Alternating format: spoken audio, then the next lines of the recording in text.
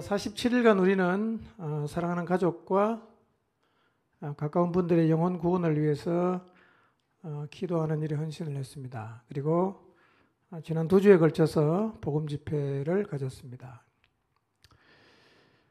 이미 하나님께서 은혜를 주신 분들도 있지만 이번에 그런 은혜를 입지 못했다고 해도 하나님께서 반드시 그 은혜를 입는 자리에 서게 하실 것입니다. 그러므로 2번의 집회가 끝났지만 영혼을 구원하려는 영혼을 향한 마음은 놓지 않아야 합니다. 심판과 형벌 아래 놓인 영혼들을 계속 마음에 담고 기도하고 또 예배의 자리에 초대하는 일을 계속 하시기를 바랍니다. 47일간 자신의 한계를 넘는 기도의 자리에 참여하신 분들에게는 아마 하나님이 주신 특별하신 은혜가 있었을 것입니다. 다른 영혼을 위해서 열심히 기도했지만 하나님께서는 우리가 생각하지 못한 부수적인 은혜를 많이 주셨습니다. 지속적으로 기도와 말씀의 자리에 머물므로 이 은혜를 유지하도록 하시기를 바랍니다. 저도 47일간 성령님과의 깊은 교제와 말씀에 거했던 시간이 제 개인적으로도 굉장히 의미가 있고 행복한 시간이었습니다. 코로나로 외부 사역이 다 취소된 것이 오히려 복음 집회를 준비하는 일에 전념할 수 있게 했습니다. 저는 47일 동안 진리에 대해서 더 깊이 생각하는 기회를 가졌습니다. 아침 저녁으로 말씀을 들으면서 진리의 말씀을 마음 안에 반복적으로 새기는 시간을 가졌는데 언제부터인지는 알 수 없지만 이것이 제 삶에 영향을 주기를 시작했어요.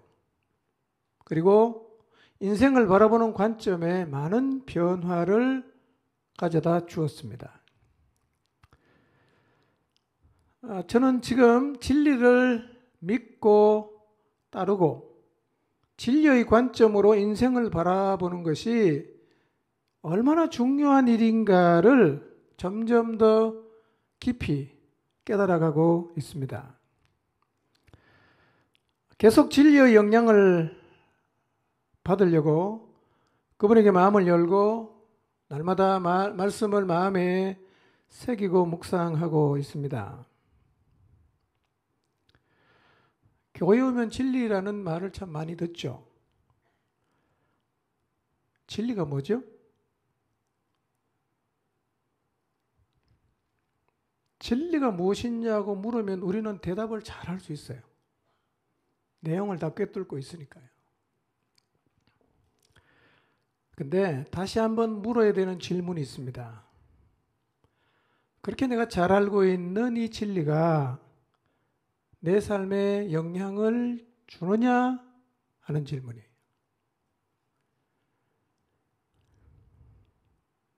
내가 아무리 진리를 잘 알고 있어도 그 진리의 영향을 받을 수 없다면 내가 알고 있는 그 진리가 사실은 내게 별로 도움이 되질 않아요. 나는 지금 내가 알고 있는 그 진리의 영향을 받고 있을까?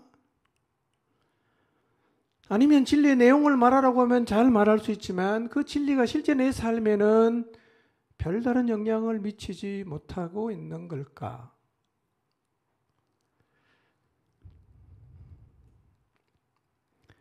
여러분, 진리는 이런 거예요.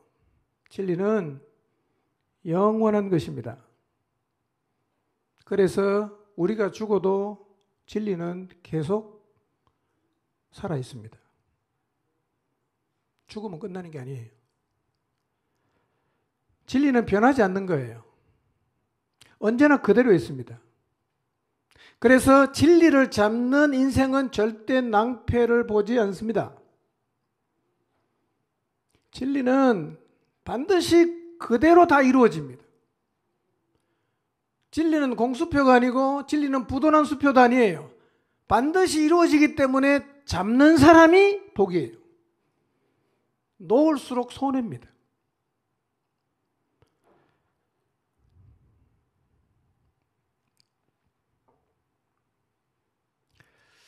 그래서 진리의 내용과 진리가 얼마나 중요한가를 이론적으로 알고 있다면 이제 한 걸음 더 나가야 됩니다. 진리의 영향을 받는 자리로 나가야 돼요. 영향을 받아야 됩니다.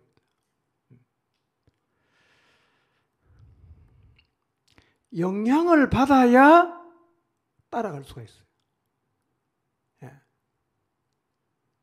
좀 쉽게 표현하면요, 진리가 마음에 확 꽂혀야 진리를 따라 살게 돼요.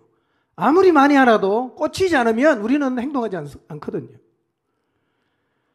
설교 제목 같이 한번 읽어보겠습니다. 시작.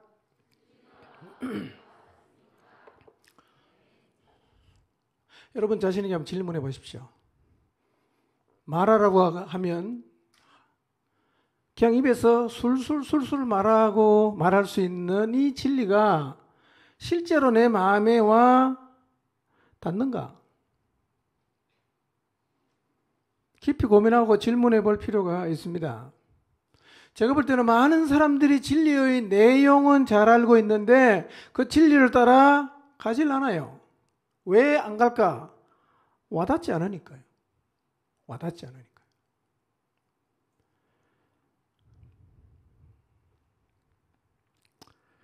그래서 오늘 저는 어떻게 하면 이 진리가 우리의 마음에 와닿을 수 있도록 할까? 그리고 우리의 마음에 와닿아야 하는 중요한 진리의 핵심들은 뭘까? 여기에 대해서 좀 말씀을 드리려고 합니다. 영원하고 변하지 않고 반드시 그대로 되는 진리가 그러면 구체적으로 무엇인가? 요한복음 17장 17절 우리가 읽은 본문인데요. 다시 한번 읽어보겠습니다. 시작.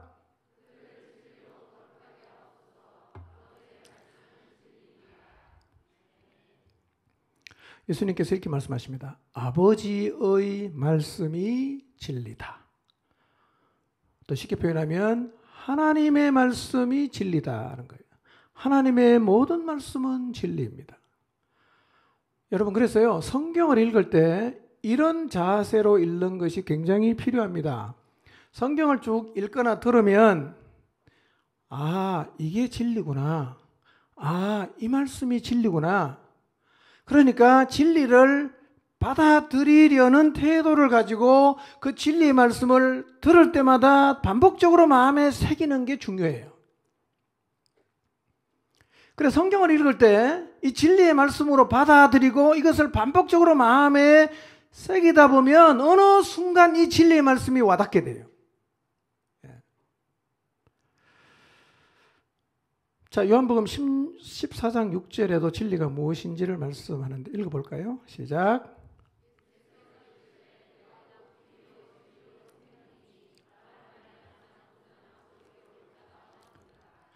자, 여기서는 예수님이 자기 자신을 가르쳐서 말씀하시죠. 내가 진리다. 내가 진리다. 예수님이 하신 모든 말씀도 진리입니다. 진리라면 다 그대로 이루어집니다. 성도는요, 진리를 확신하고 진리의 영향을 받는 자리에 서야 됩니다. 진리의 영향을 받는 것이 사실은 굉장히 높은 신앙의 수준이에요. 아무리 박식해도 진리의 영향을 받지 않는 신앙은 저급한 겁니다. 자, 그러면 구체적으로 우리가 기억하고 마음에 새기고 영향을 받아야 되는 진리의 핵심이 뭘까? 세 가지만 오늘 제가 간단히 살펴보는데요. 첫 번째 진리의 핵심은 이거예요. 2000년 전에 이 땅에 오신 예수님이 하늘에서 오신 분이고 하나님의 아들이라는 겁니다.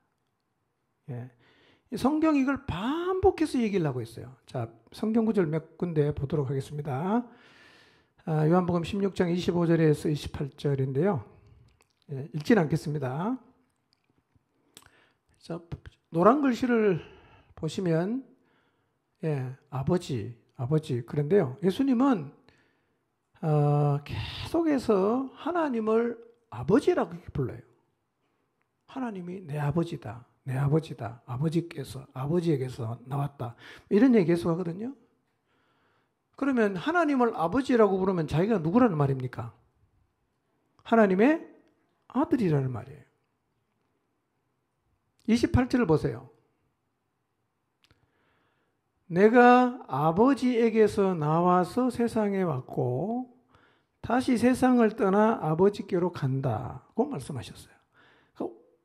온자리는 아버지에게서 왔어요. 그 다음에 다시 아버지께로 돌아간다고 말씀하셨는데 지금은 이미 돌아가셨어요.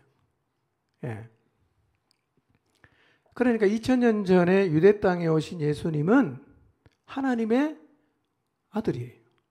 하나님의 아들이에요. 자, 요한복음 17장 5절에서 8절을 보면요. 예수님의 중보기도인데요. 여기서는 아버지가 이 짧은 구절에 11번 반복돼요. 한번 읽어보겠습니다. 시작. 창세전에 내가 아버지와 함께 가졌던 영화로서 지금도 아버지와 함께 나를 영화롭게 하옵소서. 세상 중에서 내게 주신 사람들에게 내가 아버지의 이름을 나타내었나이다. 아버지 것이었는데 내게 주셨으며 그들은 아버지의 말씀을 지켰나이다.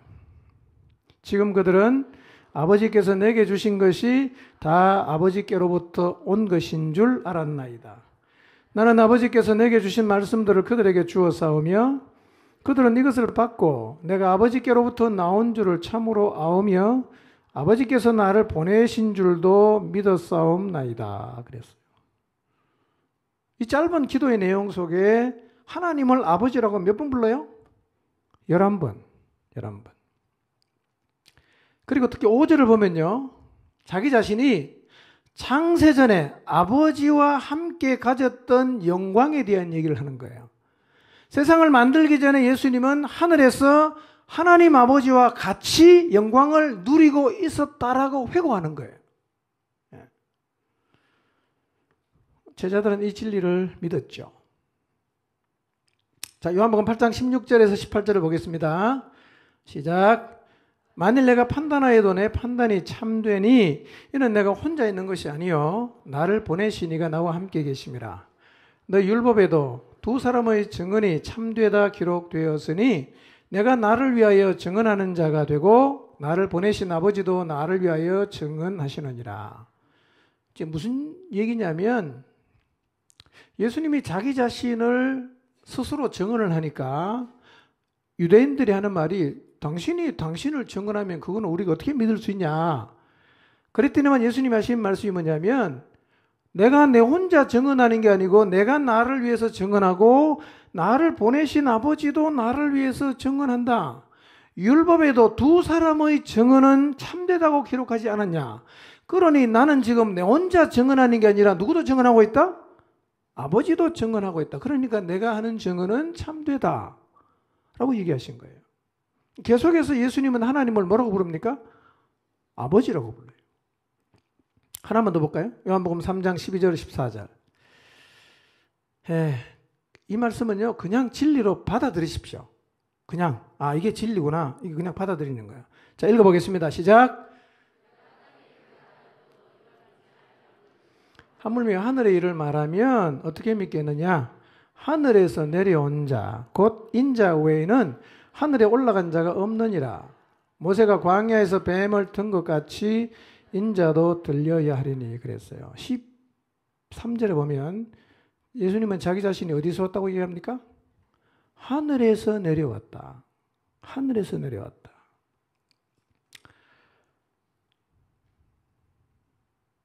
자, 생각해 보세요.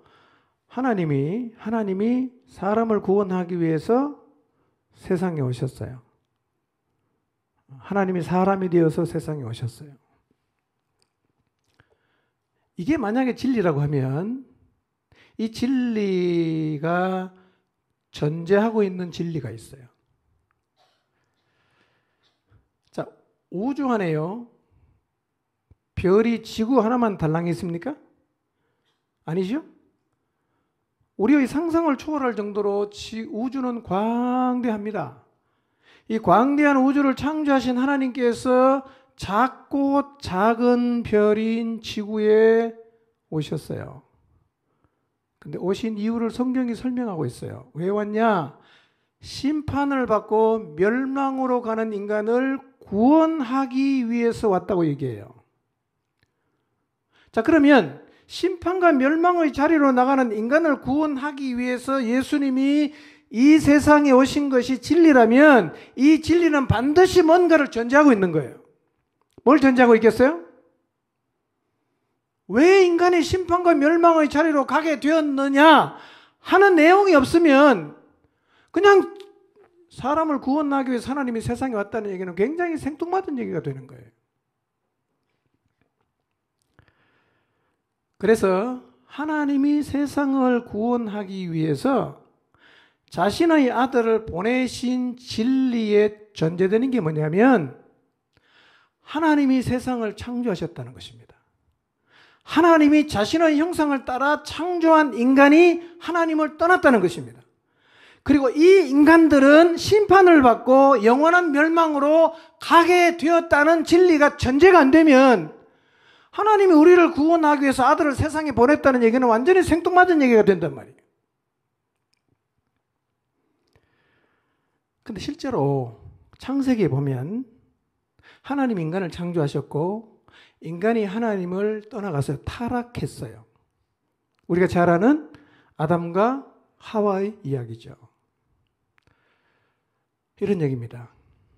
만약에 에덴 동산에서 일어났던 인간의 타락의 이야기가 진리가 아니라면 하나님의 아들이 세상에 오신 것도 진리가 될 수가 없습니다. 왜냐하면 원인이 거짓말인데 해결하는 방법이 진리일 수가 있나요? 인간이 죄를 지어서 하나님의 심판을 받는다는 그 원인이 거짓말인데 그 원인을 해결하기 위해 오신 그 내용이 진리일 수는 없다는 거예요. 그리고 하나님의 창조와 인간의 타락이 없었는데 하나님이 세상을 구원하겠다고 자신의 아들을 세상에 보낼 수는 없어요. 그럴 수는 없어요. 아무 문제가 없이 잘 살고 있는 세상 사람을 구원하겠다고 자기 자신의 아들을 세상에 보냈다는 얘기는 이게 말이 안 되는 얘기입니다. 그래서 하나님이 세상을 구원하시려고 아들을 보내신 것이 진리라면 이 진리가 전제하고 있는 하나님의 창조와 그리고 하나님을 떠난 인간과 그리고 그 인간이 심판을 받고 형벌에 간다는 내용도 진리일 수밖에 없다는 거예요. 아멘입니까? 이처럼 성경의 모든 진리는 다 엮여져 있는 거예요. 창조, 타락, 심판, 구원, 십자가, 부활, 영생, 재림 다 엮여져 있는 거예요. 이 모든 것은 인간을 사랑하신 하나님의 이야기입니다. 그리고 이 모든 내용은 사실입니다. 그리고 진리입니다. 여러분 그렇기 때문에요. 진리를 믿는다고 하면서 어떤 거는 믿고 어떤 거는 믿지 않을 수는 없어요. 이런 거예요. 나는 구원의 복음은 믿지만 영생은 잘 모르겠다. 나는 구원의 복음은 믿지만 창조로는 못 믿겠다. 나는 구원의 복음은 믿지만 에덴 동산의 아담과 하와에게는 믿을 수 없다. 나는 구원의 복음은 믿지만 천국과 지옥은 잘 모르겠다. 이렇게 말할 수가 없다는 거예요. 한 덩어리예요. 따로 구분할 수가 없어요. 진리가 뭐냐면요. 세상과 사람을 창조하신 하나님과 인간 사이에 벌어진 일, 그리고 그 일을 풀어가시기 위해서 하나님이 행하신 일들이에요. 그래서 이 이야기는 다 따로 노는 게 아니라 엮여져 있는, 붙어 있는 한 개의 이야기입니다. 원 스토리. 그래서요, 하나님의 이야기가 일부는 진리이고 일부는 거짓일 수가 없습니다. 하나님의 아들이 인간을 구원하기 위해서 이 세상에 오신 것이 진리라면 창조도 진리고 타락도 진리고 심판과 멸망도 진리고 십자가도 진리고 구원도 진리고 영생도 진리고 천국과 지옥도 다 진리입니다. 진리는 선별하는 게 아니라 통째로 다 받아들이는 거예요. 그래서요, 성경은 창세기부터 요한계시록까지 하나님이 행하신 일과 하나님이 행하실 일들을 말하고 있는데 모두가 다 뭐예요? 진리입니다. 모두가 다 진리입니다. 기억하십시오. 구원자가 오신 것이 진리라면 믿지 않는 사람이 심판을 받고 멸망으로 가는 것도 틀림없이 이루어지는 진리입니다. 그게 진리라면 반드시 그렇게 되는 거예요. 반드시 그렇게 되는 거예요. 그래서 이 진리가 마음에 와닿게 되면, 이 진리가 마음에 깊이 와닿으면 심판과 멸망의 자리로 가는 영혼들을 보면 긍휼한 마음이 생기고 그들을 구원해야겠다는 마음이 생기는데요. 누가 안 시켜도 이 마음이 생기면 자발적으로 영혼을 향해서 나가게 돼 있어요. 이게 진리를 따라서 하는 거예요. 두 번째로 구체적으로 우리가 기억해야 될 진리는 예수님이 세상에 오신 목적은 심판이 아니라 구원이에요. 요한복음 12장 47절 볼까요? 읽겠습니다. 시작. 지키지 아니할지라도 내가 그를 심판하지 아니하노라. 내가 온 것은 세상을 심판하려 함이 아니요 세상을 구원하려 함이로다. 굉장히 중요한 얘기입니다. 내가 온 것은 세상을 심판하려 함이 아니라 뭐하러 왔다? 구원하려 합니다. 여러분, 자기를 창조하신 하나님을 배반하고 떠나갔잖아요. 그러면 이 인간을 창조하신 하나님이 자기를 배반하고 떠나간 인간의 이 살고 있는 이 지구에, 이 세상에 오신다면 뭐하러 오셔야 돼요? 심판하러 와야 되잖아. 그렇죠? 그게 당연한 거 아니에요? 자기를 배반하고 없다고 부정하고 마음에 두기를 싫어해서 사단의 말에 속아서 사단을 따라간 이 인간이 지구에 살고 있는데 하나님이 이 지구에 자기 아들을 보낸다면 심판하러 보내야 돼요. 성경은 이렇게 말하는 거예요. 내가 온 것은 세상을 심판하려 함이 아니라 세상을 구원하려 합니다. 여러분, 이것이 인간을 향한 하나님의 마음이에요. 하나님은 우리가 심판받기를 원하지 않아요. 요한복음 5장 24절입니다. 시작. 내 말을 듣고 또 나 보내신 이를 믿는 자는 영생을 얻었고 심판에 이르지 아니하나니 사망에서 생명으로 옮겼느니라. 예. 여러분, 누군가가 여러분을 배반하고 떠나가면 어떻게 하고 싶어요? 갚아주고 싶지 않습니까? 성경은 반복해서 말합니다. 하나님은 우리가 심판받는 것을 원하지 않는다는 거예요. 영원한 형벌에 떨어지는 것을 원하지 않는다고 말씀하십니다. 그래서 심판자를 보낸 게 아니라 구원자를 보내셨어요. 이것이 인간을 향한 하나님 아버지의 마음이에요. 기억하십시오. 여러분을 향한 하나님 아버지의 마음이 이거예요. 심판이 아니라 구원이에요. 요한복음 3장 17절 18절을 볼까요? 시작. 하나님이 그 아들을 세상에 보내신 것은 세상을 심판하려 하심이 아니요 그로 말미암아 세상에 구원을 받게 하려 하심이라. 그를 믿는 자는 심판을 받지 아니하는 것이요 믿지 아니하는 자는 하나님의 독생자 이름을 믿지 아니함으로 벌써 심판을 받은 것이니라 그랬어요. 일단 기억하십시오. 하나님을 배반하고 떠나간 인간을 향한 하나님의 마음은 심판이 아니에요. 뭡니까? 구원입니다. 이 마음은 지금도 변함이 없습니다. 이게 하나님의 마음이에요. 이유는 알 수 없지만 하나님은 인간을 너무너무 사랑하셨어요. 포기하지 않으셨어요. 그래서 창세전에 하나님 아버지와 영광을 누리셨던 그분의 아들이 하늘의 영광을 버리고 이 땅에 오셨어요. 배반한 인간에게 심판의 칼을 빼던 게 아니라 구원의 길을 여셨고 오랫동안 기다려주십니다. 우리는 하나님의 인내심을 계속해서 시험하고 있지만 그러나 우리를 향한 하나님의 사랑을 하나님은 거두어 드리지 않으셨어요. 하나님은 계속해서 기다려줍니다. 그래서 하나님을 배반하고 떠난 인간을 심판하는 시점을 죽음 후로 옮겨놨어요. 무슨 얘기냐? 살아있을 동안에는 끝까지 기다려주겠다는 거예요.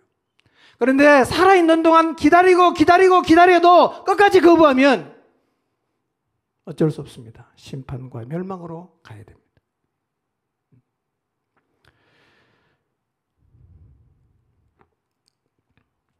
이런 얘기입니다. 하나님이 세상을 심판하러 온 게 아니라 구원하러 그분의 아들을 보냈다는 얘기는 하나님이 우리를 굉장히 사랑하고 있다는 얘기입니다. 이 진리를 깨달으면요, 하나님이 나를 정말 사랑하시는구나. 근데 우리가 신앙생활 하다 보면요, 하나님이 나를 사랑해 주는 것을 잘 느끼지 못하고 진짜 하나님 나를 사랑하시나? 의심하기도 하고요. 근데 여러분, 하나님이 행하신 일을 보면 그분이 나를 사랑하신다는 것은 틀림없는 사실이에요. 근데 틀림없이 하나님이 우리를 사랑하는 게 확실한데도 왜 우리가 이 하나님의 사랑을 느끼지 못하고 자꾸 의심을 할까요? 이 진리가 마음에 와 닿지 않아서 그런 거예요. 그래서 하나님이 인간을 사랑한다고 계속 말하면서도 정작 자기 자신은 하나님의 사랑을 전혀 못 느끼는 거예요. 여러분, 하나님이 여러분을 사랑한다는 게 전혀 느껴지지 않습니까? 그렇다면 이 말씀이 여러분의 마음속에 깊이 와 닿기를 기도하십시오. 이 말씀이 와 닿으면요, 하나님의 사랑이 확 밀려옵니다. 확 밀려와요. 심판받아야 될 인간을 심판하기 위해서 온 게 아니라 구원하기 위해서 하늘 영광을 버리고 이 땅에 오신 것이 우리를 향한 하나님의 사랑의 증거라고 성경이 증언하고 있어요. 로마서 5장 8절을 보겠습니다. 시작. 죄인 되었을 때에 그리스도께서 우리를 위하여 죽으심으로 하나님께서 우리에 대한 자기의 사랑을 확증하셨느니라. 그러니 하나님이 자기 아들을 세상에 보내신 것, 하나님이 자기 아들을 세상에 보내시되 심판이 아니라 구원을 목적으로 보낸 것 자체가 뭐라는 거예요? 우리를 향한 하나님의 사랑이에요. 여러분, 이 진리가 마음에 와닿으면요, 하나님의 사랑이 깊이 느껴집니다. 하나님 정말 나를 사랑하시는구나. 예. 그래서 하나님의 사랑이 와닿으면요, 하나님을 전심으로 찬양하게 돼요. 우리 예배 전에 찬양하지 않습니까? 그 찬양의 가사들이요, 이 진리가 마음에 와닿는 사람이 느끼는 거하고 진리가 마음에 와닿지 않는 사람이 느끼는 게 완전히 달라요. 하나님은 정말 영광을 받으셔야 되는 분이다. 찬양을 부르고 박수를 치지 않습니까? 누구한테 칩니까? 하나님의 사랑이 깊이 와닿은 사람은 진짜 박수를 치고 싶어요. 하나님의 사랑이 와닿지 않은 사람은 제일 민망한 퍼포먼스가 이거예요. 이거 왜 하지 이거? 누구한테 치는 거예요 도대체? 예. 여러분, 눈에 보이는 영광을 받을 사람 앞에서 우리가 박수 치는 건 자연스럽잖아요. 근데 하나님에게 왜 박수가 어색하냐면 안 느껴지니까 그런 겁니다. 하나님은 찬양받으실 분이에요. 우리 하나님을 기뻐해야 됩니다. 우리 하나님을 좋아해야 돼요. 세 번째,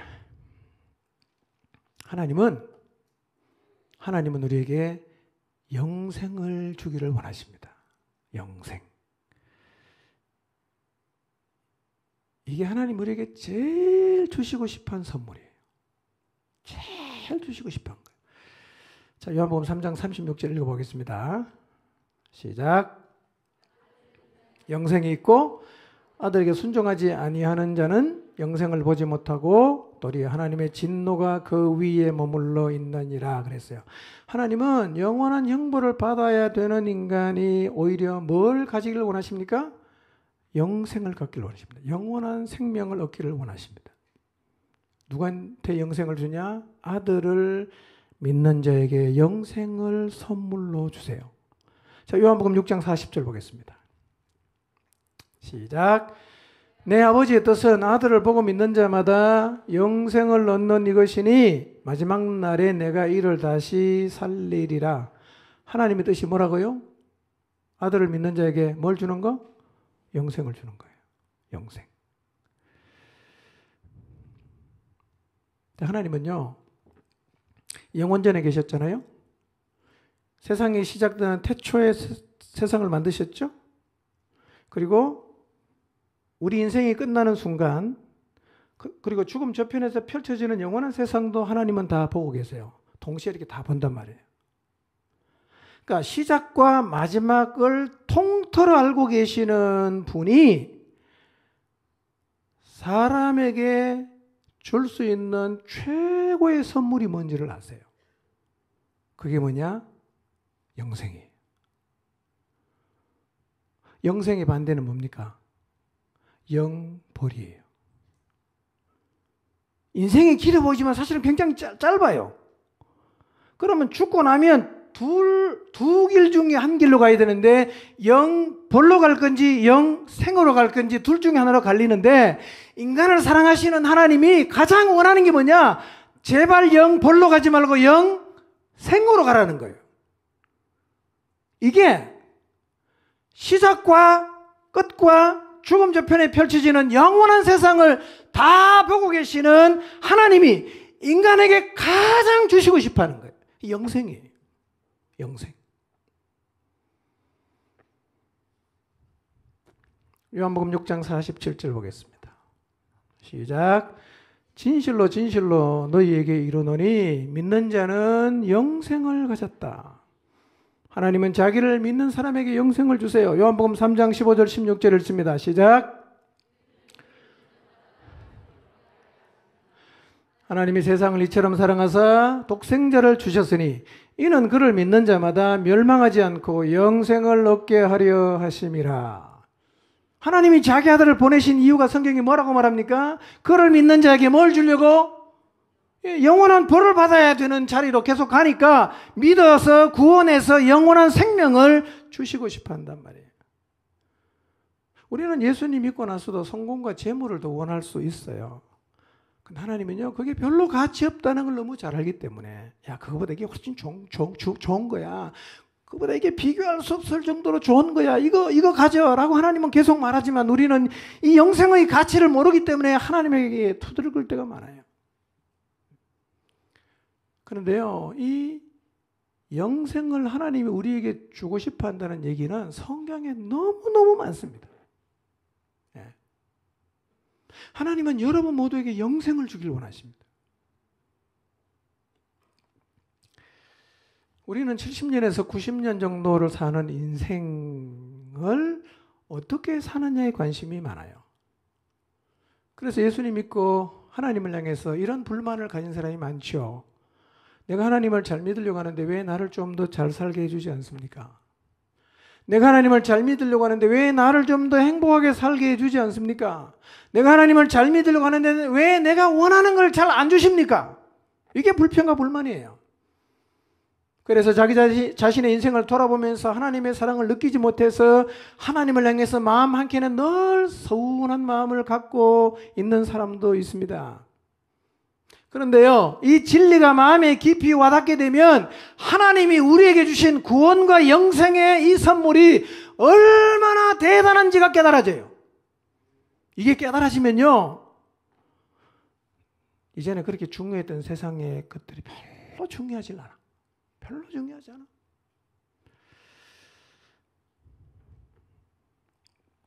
하나님의 관심은요, 밤의 경점과 같은 시위를 떠난 화살같이 금세 끝나고 마는 짧은 인생에 있지 않고요, 부활하여 죽음 저편에서 펼쳐지는 영원한 생명을 우리가 누리며 살기를 원하십니다. 여러분, 죽음 저편에 가서 영원한 생명을 누리는 것이 얼마나 대단한 축복인가는 지금 우리가 어렴풋이 상상할 수는 있지만 죽음 저편에 가보면 이게 얼마나 놀라운 은혜인가를 실감하게 될 거예요. 기억하십시오. 영생으로 못 가면 어디로 갑니까? 영벌로 갑니다. 벌로 갑니다.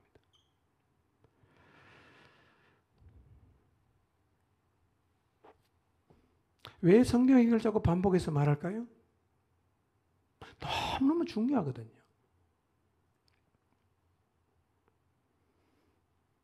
영생을 소망하게 되시기를 바랍니다.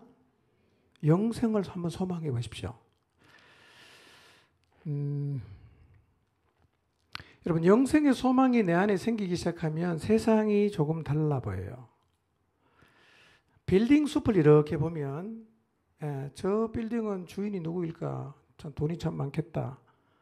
막연한 부러움이 있었는데요. 내 안에 영생의 소망이 살아나면 빌딩 숲이 보이는데 그 너머가 보이는 거예요. 영원한 나라가. 그러니 내 눈앞에 보이는 빌딩이 별로 의미가 없어져. 좋은 아파트 숲을 바라보면서 저기 사는 사람은 참 돈도 많고 행복하겠다. 부러워했는데요. 영생의 소망이 생기면 아파트를 바라봐도 그 너머로 영원한 나라가 보여요. 진짜 보입니다. 그게 바울이 가졌던 눈이고 그게 베드로가 바라보았던 세상이었어요. 여러분, 하나님께서 우리에게 주기로 약속하시고 준비하신 영원한 나라는 기대하셔도 돼요. 소망하셔도 됩니다. 간절하게 기다리셔도 돼요. 그런데 이 영생의 진리가 마음에 와닿지 않으면 진리를 믿어도 진리를 다 알아도 세상을 보면 항상 이렇게 보여요. 자, 그림 하나 보여드릴게요. 1번. 예, 진리를 다 알아요. 근데 세상 보면 항상 이렇게 보이는 거예요. 잘 살아야 돼. 성공해야 돼. 이름을 날려야 돼. 오직 세상만 전부처럼 보입니다. 그런데 실제로 진리가 그렇게 중요하다고 말하는 이 영원한 나라는 거의 존재감이 없어요. 여러분, 내가 진리를 다 알고 있는데 왜 세상이 자꾸 이렇게 보일까요? 진리가 마음에 와닿지 않은 거예요. 머리에는 왔는데 가슴에 와닿지 않으니까 머리로 생각하는 거하고 내 실제 마음으로 움직여지는 삶이 괴리가 생기는 겁니다. 괴리가 생기는 거예요. 여러분의 눈에 보이는 세상이 혹시 이렇습니까? 1번 다시 보여주시죠. 1번. 이렇게 세상이 보이는 것은 진리와 지금 우리가 다르게 사는 거예요. 그런데 영생의 진리가 마음에 와닿게 되면 세상이 이렇게 보여요. 2번 그림 보여주세요. 이렇게 보입니다. 세상이 작게 보여요. 그리고 하나님께서 우리에게 주시겠다고 약속하신 영생은 너무 크게 보입니다. 소망이 되고 기대가 돼요. 그리고 세상의 비중이 별로 크지 않기 때문에 뭐 여기서 좀 어렵게 산다. 문제가 안 돼요. 괜찮다. 괜찮다. 그 예수님이 자주 말씀하신 게요. 내 나라, 세상 나라 이런 표현을 자주 하거든요. 어디에 속했냐는 거예요. 어디에 속했냐. 내 나라는 여기가 아니다. 나는 세상에 속하지 않았다. 이렇게 표현을 주님이 자주 하셨어요. 이렇게 보이는 게 정상이에요. 진리가 와닿으면 이렇게 보입니다. 우리는 이 땅에 잠시 머물다가 영원한 나라로 가요. 그리고 예수님이 준비하신 처소에서 영원히 살게 되는데요. 영원이라는 영역은 사실은 우리가 상상하기 어렵습니다. 왜냐하면 우리는 뭐 100년 이상은 살 수가 없기 때문에 영원이 어느 정도인지 전혀 감을 잡기는 어렵습니다. 그러나 진리가 와닿게 되면 우리가 영생을 소망할 수는 있어요. 소망할 수는 있습니다. 예. 요한복음 14장에 보면 예수님께서 말씀하셨어요. 내가 너희를 위하여 처소를 예비하러 간다. 가서 처소가 다 준비가 되면 내가 와서 너희를 데리고 오고 나 있는 곳에 너희도 있게 하겠다고 말씀하셨죠? 그대로 되겠죠? 진리니까. 자, 그런데 예수님이 초소를 예배로 간 지 몇 년 됐어요? 2000년 넘었잖아. 얼마나 잘 준비해 놨을까? 그거 한번 상상해 보세요. 얼마나 준비를 잘 해놨을까? 우리 그 나라가 살 건데. 자, 여러분, 진리가 말하는 큰 그림을 한번 저랑 같이 그려봅시다. 큰 그림은 이거예요. 하나님 인간을 창조하셨어요. 인간이 타락했습니다. 그래서 그 결과로 심판과 영원한 멸망을 받아야 합니다. 하나님 이런 사람을 사랑하셨어요. 자신의 아들을 세상의 심판주가 아닌 구원자로 보내셨습니다. 그리고 우리의 죄를 대신해서 십자가에서 죽게 하시고 부활을 하게 하셨습니다. 누구든지 이 사실을 믿으면 심판이 아니라 영생을 얻게 되는 것이 진리의 큰 그림이에요. 이 진리는 반드시 이대로 됩니다. 그리고 마지막 날 심판과 형벌, 심판면제, 영생 이 두 개로 모든 인생의 결국은 나눠집니다. 여러분 이 진리 들어보시니까 오늘 처음 듣는 겁니까? 다 아는 거죠. 더 중요한 게 뭡니까? 이 진리가 나를 움직이게 해야 됩니다. 움직이게 해야 돼요. 단지 안다는 것이 우리를 움직이게 할 수는 없습니다.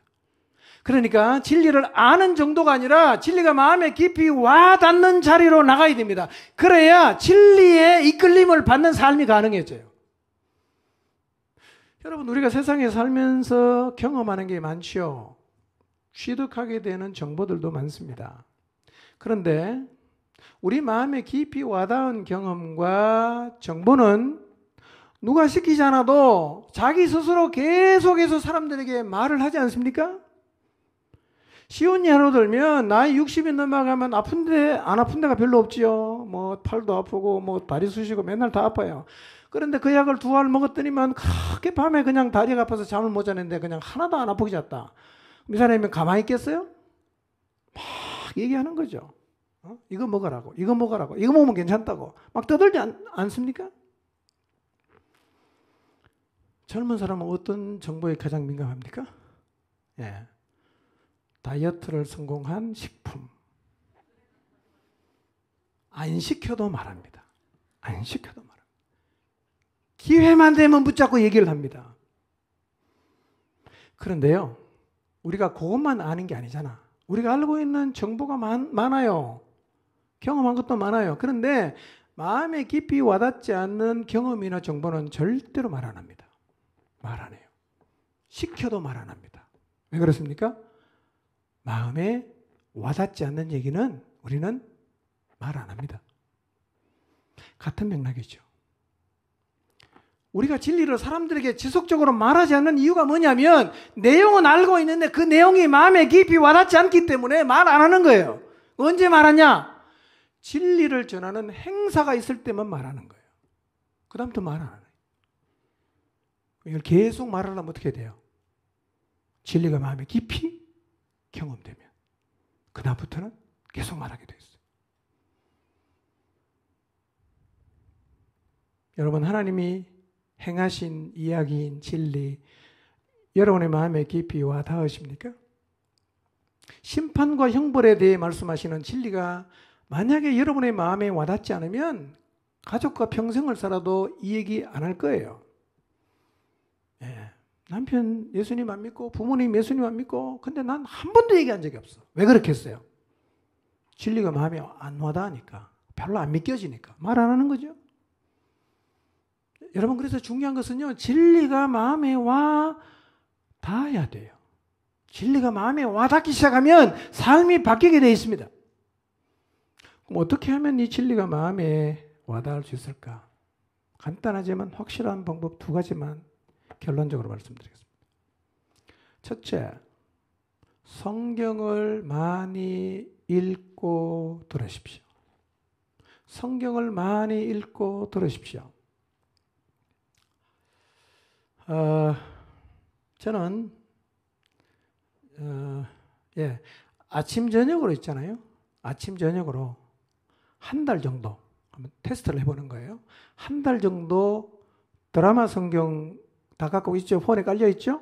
드라마 성경으로 반복해서 듣는데 한 달 동안은 요한복음을 한번 반복해서 들어보세요. 시간이 어딨냐 아침에 바쁜데. 예. 일어나자마자 요한복음을 틀어놓고 세수하고 옷 갈아입고 화장하고 밥 먹고 다 하면 돼요. 틀어놓고 하면 돼요. 예. 그리고 저녁에 퇴근하고 일 다 마치고 집에 들어오면 틀어놓고 옷 갈아입고 씻고 잘 준비하고 하는 거예요. 이렇게 부지런히 들으면요. 하루에 요한복음을 한 번씩 들을 수 있어요. 그럼 한 달에 몇 번 들을까요? 30번 들을 수 있어요. 특히 요한복음에는요. 예수님이 하신 말씀이 굉장히 많아요. 다 진리잖아. 들으면서 아 이게 진리구나. 아 이게 진리구나. 계속 마음에 받아들이는 거예요. 계속 쌓아가는 거예요. 매일매일. 자, 두 번째는요. 그렇게 계속 내 마음속에 하나님 말씀이 담겨요. 쌓여요. 그 다음에는 우리에게 진리를 가르치시고 깨닫게 하시는 성령님과 교제하는 거지요. 말씀을 들으면서 내 마음속에 담겨진 말씀을 기도를 통해서 계속 되새김질을 하는 거예요. 기도하면서 진리를 주장해요. 기도하면서 진리를 붙잡아요. 이걸 계속 반복하는 거예요. 제가 47일 동안 해봤거든요. 47일 동안. 해보니까요.